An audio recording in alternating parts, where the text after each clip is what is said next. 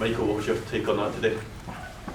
We started the game quite well. Obviously, the first goal was clearly offside. The VAR decision, I'm not sure about, because I think that Cyril puts his foot down and the boy actually kicks him. I think he's a lucky boy. So I'm disappointed that goes against us. Having said that, there's a lot of football to be played afterwards. It's a really poor goal, a goal that you cannot concede because it's just an isolated moment. We almost concede the goal ourselves. It's a good finish from the lad, but we shouldn't concede a goal like that. In the second half, I thought we pushed, we chased the game, and we had big moments to score.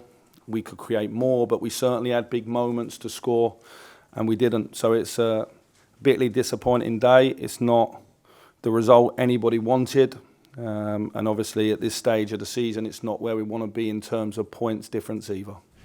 How did you feel it didn't quite click in the final third?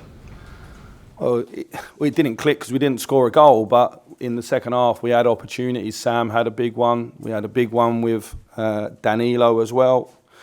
We have the chance in the first half, it goes across and Cyril can't get there. And I think obviously we scored in the moment that the decision goes against us. So it's fine margins, but I keep saying that. So it's hugely disappointing. I felt today the team pushed. I thought at times we could do better with the ball. Our use of the ball could be better, certainly in the second half, but we still created enough opportunities to score goals today, more than Celtic. Michael, there was real anger outside in the stands after the game. What do you make of that, and do you feel under pressure? Well, listen, I understand it when the results have been the last two. I understand the frustration from the fans. It's with the shirt. It's not just here at Rangers, it's anywhere. It's a derby.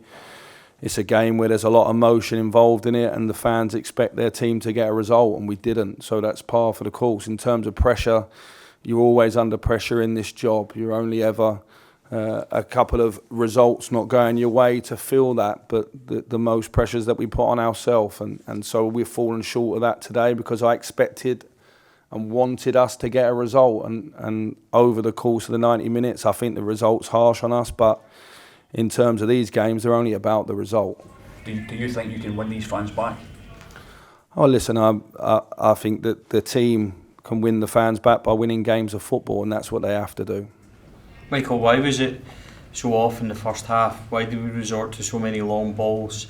Players didn't seem to get their foot on the ball or pass. There seemed to be a big disconnect between the forward line and midfield. Is that how you're asking them to play?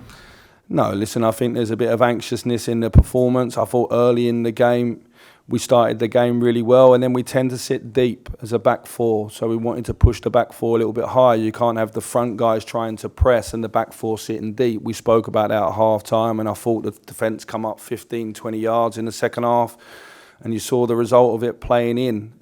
Is the connection between the front players or the midfield and front players where it was in the past? Not right now, no. So that's what we need to work on. Michael, just two outfield summer signings started for Rangers today. Is that a reflection on where the rest of them are in their Rangers careers, that they maybe weren't trusted to start against Celtic?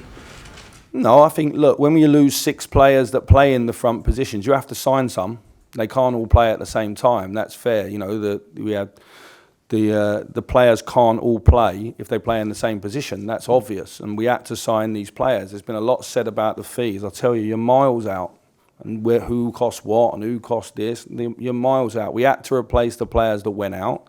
They've all contributed so far. They could all show a little bit more, but I don't think that it's a slight on anybody that we picked Kamaru today or the form that Rabbi Matondo's been in. And I don't think it'd be a slight on anyone if Tom Lawrence plays over a new signing. They're part of our squad. We invested probably about 13 million in 9 players. It's not like we spent millions on 1 or 2. We spent 13 million on 9 players. So at times, the right balance has got to be sought out, and that's probably where the team needs to come together. But it's after a defeat, all those questions are going to come forward. Today's game was in our hands, and we let it slip through our own faults. Michael, when you look at the front three, obviously you've chosen quite a lot of different front threes so far. Is that a case of trying to work on specific relationships, or trying to match up a specific front three to a specific game? Oh, I think that I felt today that Kamar and Cyril would play for an hour and play and run hard and press hard and get around the two centre backs, and Rabbi would play with them. Rabbi's been in fine form, and at times today he showed his speed and what he can bring to the game. So I think you look for a balance against what you're playing against, and I felt that was the right balance today. And barring maybe one or two things going against us first half, we might have been sat here saying it was. Michael, that's another defeat in a big game, and I know you've spoken about the summer being a reset, but they're mounting up in the eyes of the fans. What can you do to bring them back? Because you heard the reaction at the end there. And listen, the fans are going to be disappointed when the team lose. I get it. It's the life of a football manager, and I felt today there was enough moments in the game for us. If I'm looking at it as a coach, did we create enough moments to score goals? We did. We didn't. So ultimately that buck stops with me. And so the fans are only going to be happy when we win games of football. I get that. Certainly in this game, they're not going to value performance and effort. It's the result that's important. And coming into the game, I've got to be honest, the result was hugely important to me as well, and the players. So we're all on the same page in that. We're all disappointed we haven't got a result in another big game, and we know that has to improve. Are you looking at specifics in your player performance? There's a lot of criticism over James Tavernier. We've spoken about this before. He was exposed several times midweek. It's the same today. Do you recognise that? Or? Oh, of course I can, but look, I'm not going to sit here and pillar the way that we play. No, but listen, look, you're going to ask the questions, and look, you're going to go for the players. James is our captain. I think he's been a fantastic and is a fantastic player for this club. He's a right back that plays against different wingers week in, week out. And there's not a right back in football that won't get taken on once or twice. His contribution to the team is fantastic.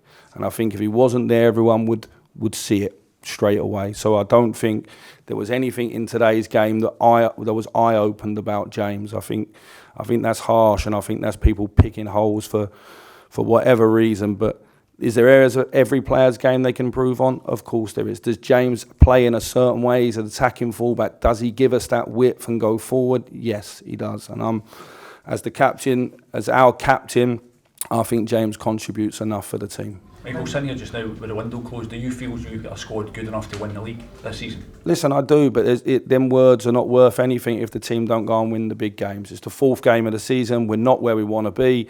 I think there'll be ups and downs in the season, but it's clear we need to go on a run of performances and wins right now.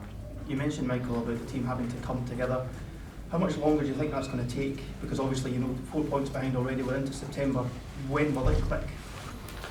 Well, listen, I'm speaking after a defeat, so look, I don't think everything at Rangers is broken and everything at Celtic is rosy after today's game. Two teams played today. We made a huge mistake for a goal, and we had chances to score and win that game. We didn't. So look, we'll have to dust ourselves down. We have 2 weeks now to work on the training pitch. It's a good period for us, barring the internationals who are away. And then we'll have to come back. I think we've got 5 games in 15 days when we come back, so it's a chance for us in that moment to show improvement. Right, Michael, on the roof call, did you speak to Cyril afterwards for his view of it? Did you speak to the referee for an explanation? No, I'm not going to chase the referee or the fourth official. There's no point, because they've gone to VAR and they've looked at it and they've made a decision. I don't see it until the end of the game there, and it's my view that Cyril puts his foot down the floor and the boy kicks the back of his ankle. So you'll have your own views on it, but that's my view.